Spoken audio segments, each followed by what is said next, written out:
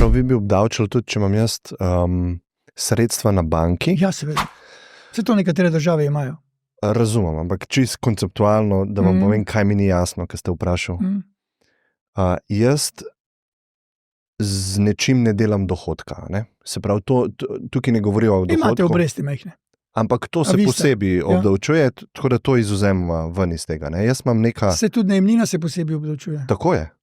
Ampak kljub temu plača davek na nepremičnino. Se zato, če mi lahko razložite, kako je to sploh moralno smiselno, da se me obdavči na neko premoženje, ki ne ustvarja dohodka, ker kako bom jaz ta davek sploh plačal? Ne, moram biti vse nekaj razčistiti. Se imamo cel kup ljudi, ki živijo v hišah, pa ne morajo plačati NUSZ ali pa davek na premoženje. Ki so sami, ki so že starejši in tako naprej. Se pravi, sedim na premoženju, ampak ta premoženje mi ne prenaša dohodka. Ali obdavčimo vso premoženje, ali prečrtimo. Ne moramo pa samo določeno premoženje obdavčiti. Zakaj samo cegle? Ne, meni je oboje nesmiselno, ampak... Potem se pa enostavno reče, torej črtamo to, 300 milijonov manjka, 300 milijonov moramo nekje najti, ki to moramo dati občinam. To občine dobijo, plus da dobijo še svojo povprečnino.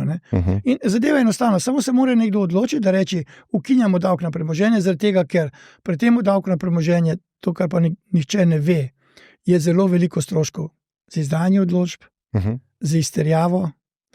Jaz se spomnim, da smo na Fursu, ko sem jaz bil direktor, je bilo vsako leto cirka 20 000 pritožb na NUSZ.